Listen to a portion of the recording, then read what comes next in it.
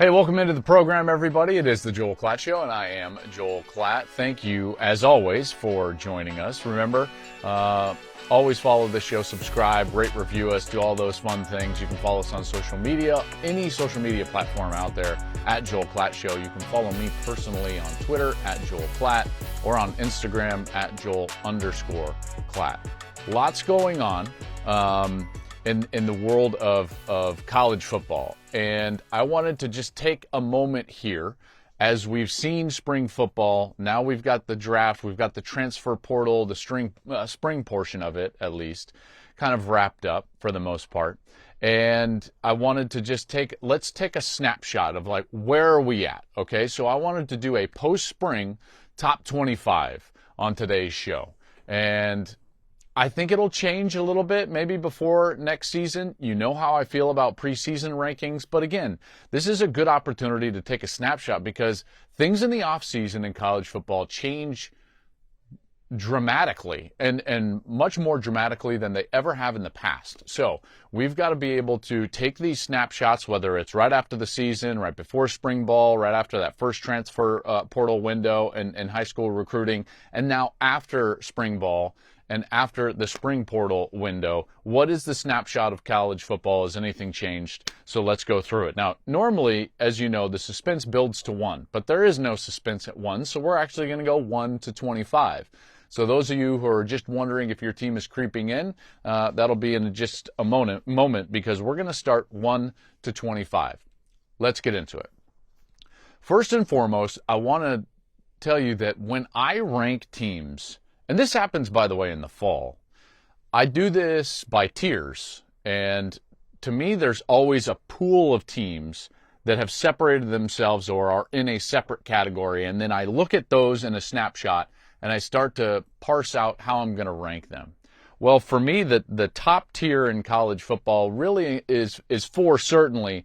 But this year, I think 5 teams. And so I'm going to go through these top 5, and you have to know that nobody else was considered for me in the top 5 except for these that I'll go through here right now. Number 1 is easy. We all know this, and they're going to be, I believe, a pretty consensus number 1, unless people want to be, hot takey and outlier with their rankings. Georgia's going to be the number 1 team in the country in this post-spring edition, and rightly so. They're loaded, back-to-back national championships, and you can claim all you want, like, well, they don't have a quarterback. That just makes it interesting. I still trust Kirby Smart and Georgia and everything that they've done, in particular because of what they've got from a talent perspective. If you look over the cycle of recruiting, and I always look at about 4 years, and I understand it's going to change with the transfer portal and how are we looking at overall recruitings versus high school recruiting rankings. But if you do look at high school recruiting rankings, you go back, and in the last 4 cycles, they're second, they're third, they're fourth, and they're first. This is a team that's going to be loaded, and they will be loaded for the foreseeable future. And it's not like they're replacing, I should say. It's not like they're replacing a world beater at quarterback. You know how I feel about Stetson Bennett. He played great. He had great statistics. He gets to New York, and you know what? Good for him. But this is not a guy that's going to be overly difficult to replace. I think that they will be able to replace him, and they're going to continue to be a dominant force in college football. And number 2, and this is where it gets a little bit interesting because other teams do also have to break in new quarterbacks. And while I trust them to do so, similarly to Georgia, I do look at the returning pieces at Michigan, and I think to myself, you know what? In the post-spring transfer portal window, I think Michigan still remains my number 2 team in the country going into next year. They've got so much talent coming back, and this is a team that has been the best team in the Big Ten over the last 2 years. They're great on the offensive line. They're great on the defensive line. They can run. They've got probably, I would consider him one of the best corners in college football, if not the best, in Will Johnson, even though he's not going to be able to come out in the draft because he's just going to be a true sophomore. They've got Mike Sainer still in the back end. They've got Junior Colson. Like, their defense is going to be fantastic. Then you look at the offensive side. They have reloaded on the offensive line in the transfer portal, as well as developed what they've already had. Sharon Moore is an excellent offensive line coach / offensive coordinator. J.J. McCarthy is going to be a year older. Blake Corum's coming back. Donovan Edwards is coming back. They've got all those, Roman Wilson on the... this team is going to be really, really good. So Michigan is going to be number 2. And by the way, they're now recruiting at a really high level. If you look at the 2024 rankings, at least as far as high school rankings go, Michigan, number 1. After a cycle in which I didn't feel like they took advantage in recruiting this last year of their success over the last 2 years, they're taking advantage now. Number 1 in the country in the recruiting rankings, number 2 in my post-spring poll here, top 25. Number 3 is going to be Ohio State. Ohio State, let's just put it to you this way. If Ohio State had a returning quarterback, they would be number 1. Because I actually think at a top-end level, when you look at draftable players going into next year, the 2025 draft, I guess that would be? No, 2024 draft. Is that would be 25 draft? 24 draft. You look at the 24 draft, it's littered. There's 5 or 6 guys from Ohio State in the top 25. You know, they're going to have 4 or 5, maybe even 6 players drafted in the first round. They're loaded. And by the way, all over, you've got corner, defensive tackle, you've got 2 defensive ends in there, you've got a guard, you've got a wide receiver, you've got a running back. So this talent isn't concentrated in one area like it's been over the last couple of years in the wide receiver position. I think it's more spread out for Ohio State. Now, will Kyle McCord be the quarterback? I don't know. Devin Brown? I'm not sure. I think it's going to be Kyle McCord. I will say I do trust Ryan Day in his ability to develop quarterbacks. Look at what Ohio State has had since he stepped on campus as the offensive coordinator. Hard to argue with what he's developed at the quarterback position. All the last 3 guys have been first-round draft picks. So is Kyle McCord probably going to play well? Yeah, he's probably going to play well. Ryan has a unique ability to get the most out of his quarterback. Remember, Justin Fields was his first quarterback in the last decade that had a second year in the system. He had a different quarterback every single year of his system for like 8 straight years until Justin Fields played that second year. Now he had Fields for 2 years. Now he's got CJ for 2 years. And it looks like he'll have Kyle for 2, maybe even more. But Ohio State is right there. Again, top-end talent. I'm so impressed with there. At number 4, I've got Alabama. Now, Alabama could have been number 3, but I think Ohio State is more comfortable with their quarterback position than Alabama. There's no other way to get around it. Alabama is not comfortable with what they had in spring ball, so that's why they had to bring in Tyler Buchner. I've been over this, as you know. Am I concerned for Alabama? No, I'm not concerned. Now, is it a bit eyebrow-raising? Yes, obviously. Tyler Buchner wouldn't be there unless they feel like they needed something. And by the way, Tommy Rees wouldn't tell him to come there and play there unless he thought he was going to play. This is a relationship that has obviously begun at Notre Dame when Tommy Rees was the offensive coordinator for Buchner last year with the Irish. Is he going to tell him, like, hey, come down here and just compete, or be like, hey, man, we need you. Come down here and play. Buchner's not going to transfer to go sit. So you can read between the lines as far as the communication between Buchner's old coach and Buchner and why he lands at Alabama. So am I concerned? No.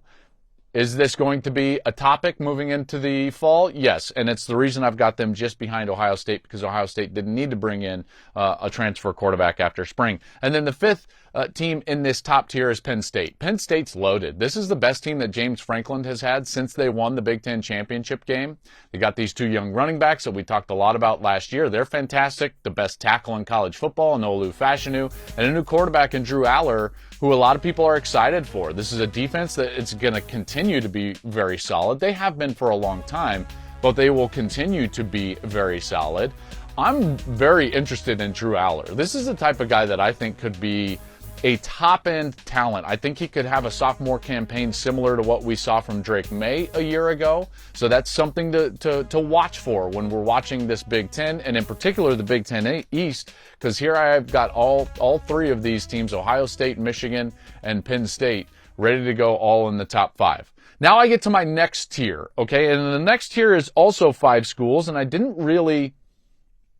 There was one team that I might have included in the next tier, but this next tier is another group of 5 schools, and it was very clear to me after the spring transfer portal window, who was going to be the top team in my next tier, and that's number 6, and it's USC.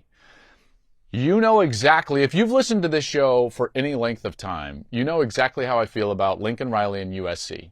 Amazing offense. They've built exactly what they have at Oklahoma, and yet this same issue kept arising, which is, what are you on defense? Are you good enough on defense? Do you play requisite defense to win a championship? And up to this point, the answer was no. Up to this point, the answer was no. But they've added real defensive players. Look at what they did on the defensive line. Bear Alexander and Anthony Lucas from the SEC. They got Mason Cobb from Oklahoma State. All right, so there's been a lot of people that have said, like, hey, is Alex Grinch the guy as defensive coordinator? Well, we're going to find out, because I do think that they've got really good players based on what happened in the transfer portal. We know Caleb Williams, so when you combine the fact that I think that they're going to be better on defense, and they have Caleb Williams, who was the Heisman Trophy winner and one of the best quarterback prospects we've seen in a long time, they've got something there, number 6. LSU is going to be number 7. They're the next team in that second tier. I trust Brian Kelly. He's one of the best coaches in America. I really like Jaden Daniels and what he brings. I think that they're going to be talented around Jaden Daniels. I think that this team is a team that, when I looked at last year and I saw the things that they were able to do well and the things that they struggled with, it was a maturation process, and it was something that I could see trending in a positive direction, and I think that they're going to be a very good team this next year. At number 8, I've got Florida State. I like Jordan Travis after a breakout season. I like Mike Norvell a lot. Here's one thing that I would just say. Just a bit of caution on Florida State. I'm going to put them in there in that next tier at 8. This is a high ranking, and I think it's about as high as they maybe deserve. Because, listen, in the last 5 years, they were nothing before a pop. So what you have to fight against is this being a blip on the radar. Was the double-digit wins a blip on the radar, or was it something that we can expect year over year? Remember, in the last, 4 or 5 years, the most wins that they had was 6 in any given season. So it was a slow build for Norvell, but it needs to stick now. And that stickiness is where I'm questioning this. I'm going to throw an asterisk down beside Florida State. If there's one team in the top 10 that I would say, like, who would you bet on as the most likely to not be in the top 10 at the end of the year? It would probably be Florida State because of what I'm talking about. At number 9, it's Washington. Boy, he doesn't get a lot of attention, but he should be probably 3rd to 4th on the odds in terms of winning the Heisman Trophy this next year, and that's Michael Penix, their quarterback. If he stays healthy for Kalen DeBoer, they've got the wide receivers, and I think that they've got the schedule to go out there and do some damage. So I like Washington a lot. I think Washington's going to be a really good team. And then the last team in this second tier is going to be Tennessee. And Tennessee, similarly to Florida State, has got to prove to me that this is not a blip on the radar, that this is not a one-off, that they were able to go out there and win 10 games. If you look at their offense under Josh Heupel, this is a very wide receiver-centric offense and quarterback-centric offense. They've got to replace their 2 best wide receivers and their quarterback. That can be difficult to do. Is it going to be Joe Milton? I think it's going to be Joe Milton. This guy has an amazing arm at times. I don't know whether he's going to throw it 5 euros up into the stands or he's going to throw an absolute dime into a small window. That accuracy has got to get better. I've seen this guy ever since he was a young quarterback at Michigan. Very talented. I think he can do it, but we'll have to wait and see there. Okay, now let's get into the next tier of teams, and it's really from here until the end of the top 25. But if you really look at it, there was about 10 teams that I'm really looking at between 11 and 20, and I'm thinking to myself, okay, there's one team that jumps out at me as the team that's earned the top spot in this third tier, which is the 11th ranked team after the spring, Utah. Utah is back-to-back Pac-12 champions. They've been to the Rose Bowl 2 straight years. Kyle Whittingham has built something that is very sustainable with, I believe, 10 wins in 3 of the last 4 years. This is a really good team with their quarterback returning, with the running back returning. You know the defense is always going to be be very good. Utah's not going anywhere, so that's why Utah is going to get the benefit of the doubt. They're going to land right there in the 11 spot. I really like what they bring back. Cam Rising, I trust. They've got Keithy coming back, so I don't think the Kincaid loss is going to hurt as much as people think, but that's why I've got Utah right there. The next team I really trust is Oregon. One, because they've recruited at a high level, but they also have their quarterback back. Bo Nix is going to be in there in the top 5 in terms of Heisman Trophy odds to start the year, and rightly so. The one concern I do have for Oregon is they've got to replace 4 offensive linemen, and this is a team that was very offensive line and run game centric in front of Bo Nix. It kept him clean for the most part, although he struggled with some injuries during the course of the year. Oregon's going to be very talented. I think that they're going to have a solid defense, but they've got to replace those guys and develop up front in order to get it really going up front in terms of running the ball, which is what they want to do. All right, number 13, I've got Notre Dame. Listen, Notre Dame is going to be upgraded at quarterback. I think Sam Hartman is an upgrade for Notre Dame at quarterback. This guy threw 110 touchdown passes at Wake. Like, he's a good player. This is better than what they had. Which, by the way, read between the lines, if Tyler Buchner is starting for Alabama, and he was a starter last year for Notre Dame, and I'm telling you that Notre Dame is now upgraded at quarterback with Sam Hartman, that tells you I think that Notre Dame's in a better position right now at quarterback than Alabama, which I think is interesting. I think Notre Dame is going to be very good on the offensive line. They're going to be upgraded at quarterback, and they needed to be because their offense was not very good last year, and I do still believe that they're going to be solid on the defensive side with Marcus Freeman. Now let's get into 14. 14 is going to be Clemson, and I just want to sit for a moment on Clemson. So Clemson is in a point in their natural evolution. They got to the mountaintop, and they've had a little bit of a lull now. Well, they've lost assistant coaches. There's these little, this is what makes it so difficult to win championships over cycles of recruits or coaches. This is what makes Nick Saban so special, is that it's difficult to do it. Just ask Dabo Swinney. They're suffering through a little bit of a lull. Now, are they still elite? Absolutely. Are they still going to be great on defense? Yes. Are they as talented out at wide receiver? Probably not of what they've been in the past. I do like Klubnik a lot at Clemson, but here's the key. I think Dabo is doing the right thing and going out there and trying to bring in an outside voice to spark the offense and really his entire program by bringing in Garrett Riley. It really reminds me of what Bob Stoops did after an 8-win season when he brought in Lincoln Riley to Oklahoma, and all of a sudden they went on a nice run. They won 11 games each of the next 2 years, and then all of a sudden Riley was the head coach, and then Riley took them to the playoffs. This seems like that type of a move, that this is going to invigorate this program and more specifically this offense, which quite frankly had become a little bit watered down and basic. And they need this. They need this in a bad way. And I think it could be something to watch for. I do like Clemson, and I love the Garrett Riley influence there as their offensive coordinator. Now, the place that he left, and the reason I've got Clemson right above TCU is because he left, and so TCU falls right there to number 15. Now, 15 might be high. This is the benefit of the doubt that I think Sonny Dykes is a very good coach. It's their culture. It's the fact that they had a great year. Could they fall off just like I was talking about with Tennessee and FSU? Yeah, maybe. Remember, Tennessee hadn't had a 10-win season since 2007, and then all of a sudden they jumped up with a double-digit win season. Last year, TCU out of nowhere wins a bunch of close games. Here they are in the national championship. Could that go the opposite direction? Sure. But I'm going to give them the benefit of the doubt. And remember, Chandler Morris was the starting quarterback to begin the season last year, so I don't feel like I don't feel like they are starting at ground zero at quarterback, replacing Max Duggan. At number 16, I've got Oregon State. Why is Oregon State 16th, Joel? Jonathan Smith is their head coach. It's not actually about DJ Uiagalelei. It's more about Jonathan Smith.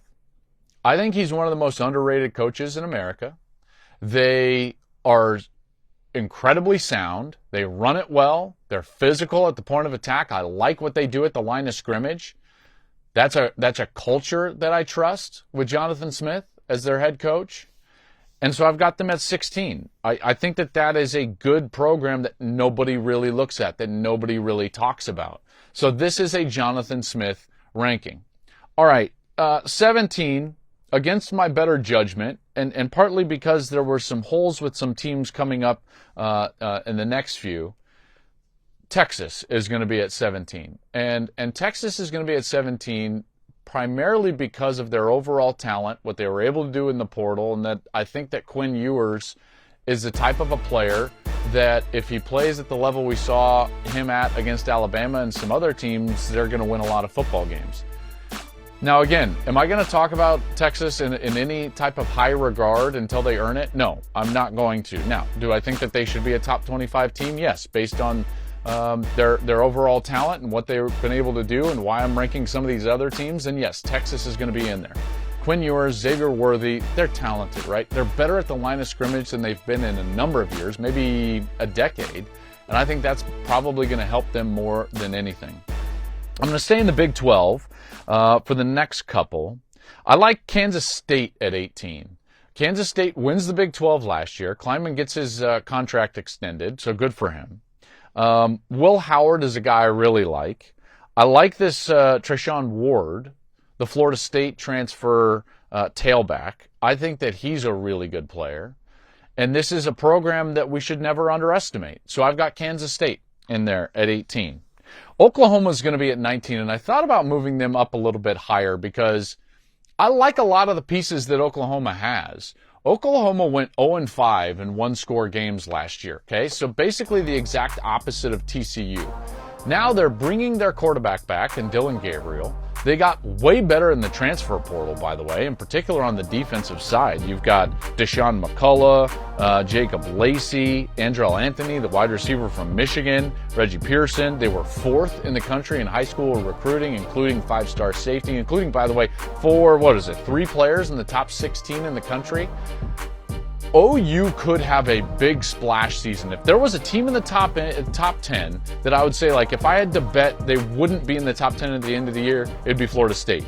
If there was a team 10 to 20 that I would put an asterisk in, I would say if you had to bet at a team entering the top 10 by the end of the year, who would it be? I would say Oklahoma.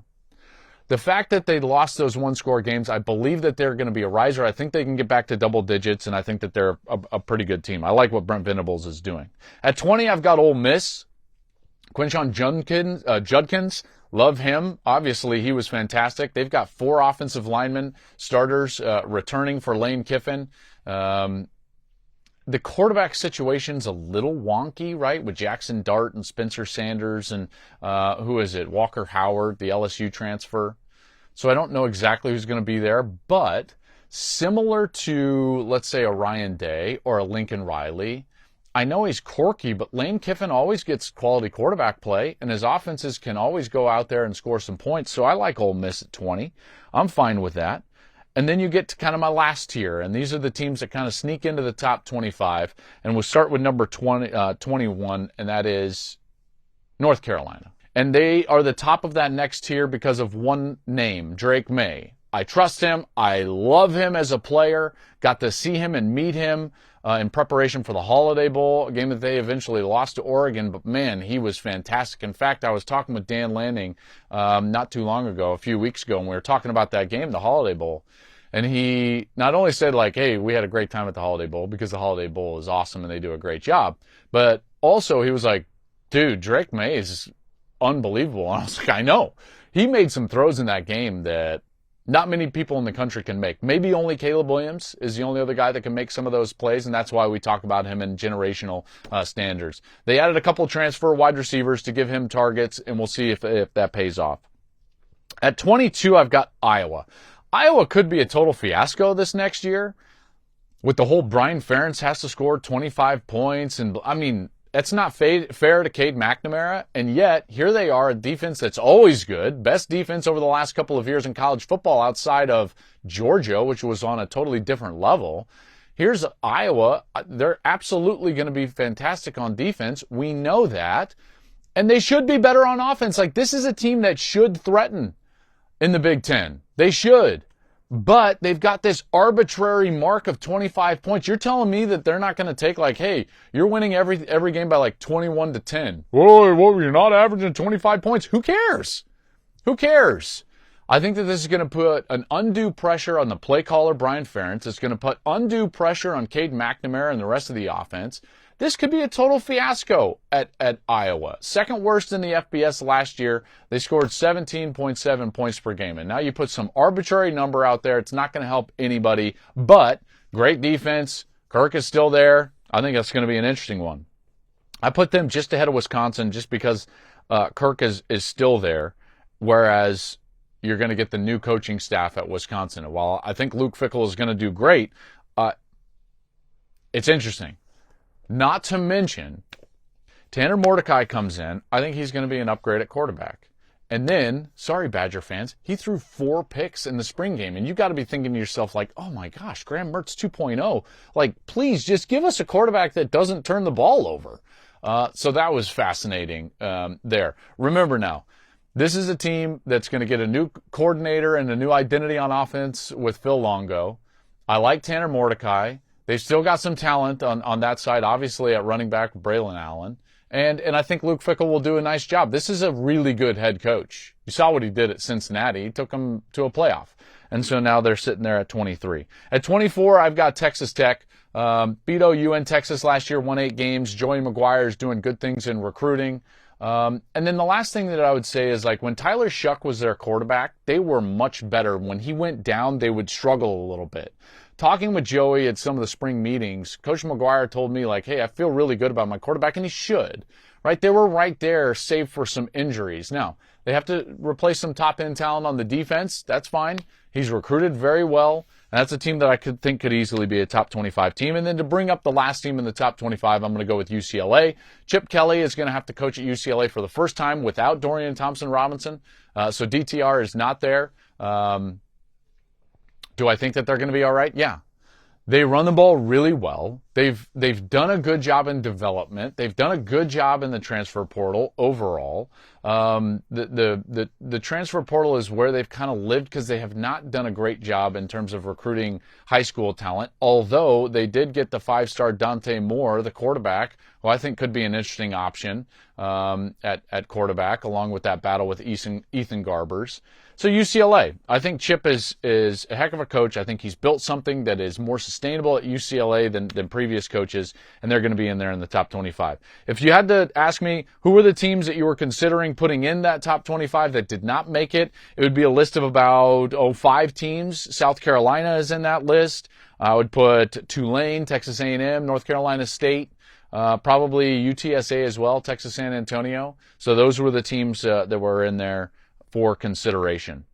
So there you have it. There's the top 25 post-spring edition here for the Joel Klatt Show. This will change a little bit as we get nearer the season, but this gives you a little bit of a snapshot after some of these transfers left, where my mind's at as we're going into the season here in college football. Should be a great season. I'm really excited. Obviously, Big Ten East is going to be loaded. The SEC is still going to be loaded. And then I think USC is going to have a better opportunity to compete at the highest playoff level. So if you're looking at the top end of college football, I think that there's some excitement that you're going to get coast-to-coast competition. The Big Ten is going to be very strong. It's not just going to be a conversation about the SEC. They're still going to be great, obviously, with Georgia and Alabama and even a team like LSU. But there's some parity right now across the nation in college football for this year that I think is really going to help. And I think that's benefit, or I should say, the reason we have that is twofold. The portal and NIL is starting to disperse talent a little bit in a way that it wasn't previously. Okay, so that's going to do it. Listen, thank you for listening. As always, follow us at Joel Klatt Show on any of the social medias. Rate, review us, subscribe to the podcast so you know when new episodes drop. We'll be back next Monday with some more post-spring thoughts here on college football as we inch closer towards our summer series. We're going to have a great series, Big Noon Conversations, with some of the best voices and biggest and most influential voices in all of college football. That'll drop later in June. Can't wait for that, so pay attention, and we'll have more info as we're coming up on that during the course of the year. Thank you for listening, as always, and I hope you have a great week.